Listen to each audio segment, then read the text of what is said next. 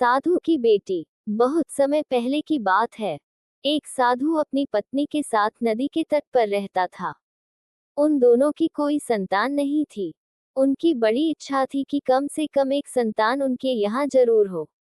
एक दिन साधु जब तपस्या में लीन था, तभी एक चील ने अपने पंजे में फंसी एक चूहिया उसके ऊपर गिरा दी। साधु ने उस चूहिया को घर ले जाने का निश्चय किया, लेकिन उससे पहले उसने उसे एक लड़की में बदल दिया। उस लड़की को देखकर साधु की पत्नी ने पूछा, कौन है ये? इसे कहाँ से लाए हो? साधु ने पत्नी को पूरी बात बताई। उसकी पत्नी बहुत प्रसन्न हुई और वह बोली, तुमने उसे जीवन दिया है, इसलिए तुम ही उसके पिता हुए। इस तरह मैं भी उसकी माँ हुई। हमारे यहाँ कोई संतान नहीं थी, इसलिए भगवान ने इसे हमारे पास भेजा है। उद्धरण चिन्ह। जल्द ही वह बच्ची एक सुंदर युवती बन गई। जब वह 16 साल की हुई तो साधु और उसकी पत्नी ने उसका विवाह करने का निश्चय किया। साधु ने सूर्य देवता का आह्वान किया। जब सूर्य देवता उसके सामने आए, तो साधु किया ने उनसे उसकी बेटी से विवाह करने का अनुरोध। हालांकि लड़की को यह विचार अच्छा नहीं लगा और उसने कह दिया, क्षमा कीजिए, लेकिन मैं सूर्य देवता से विवाह नहीं कर सकती क्योंकि वह बहुत गर्म है। निराश साधु ने सूर्य देवता से कहा कि अब वे ही उसकी लड़की के लिए कोई सुयोग्य वर सुझाएं। सूर्य देवता ने कहा, बादलों के देवता से आपकी लड़की की जोड़ी सही बैठेगी क्योंकि वे ही धूप की गर्मी से उसकी रक्षा कर सकते हैं। साधु ने अब बादल देवता से उसकी लड़की से विवाह करने का अनुरोध किया।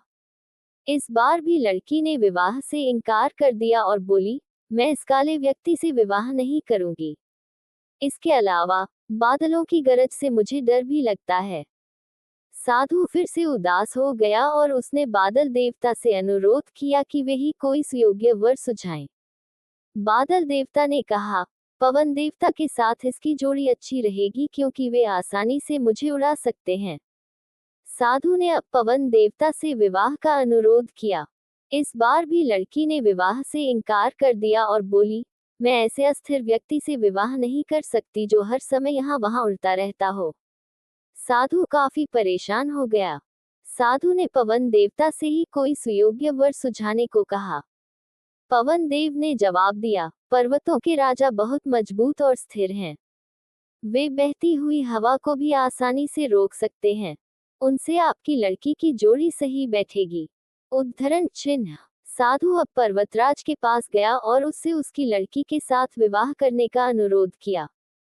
हालांकि इस बार भी लड़की ने विवाह करने से इनकार कर दिया और कहा, मैं ऐसे किसी व्यक्ति से विवाह नहीं कर सकती जो इतना कठोर और ठंडा हो। उद्धरण चिन्ह। लड़की ने साधु से किसी नर्म वर को खोजने को कहा। साधु ने पर्वतराज से सलाह मांगी।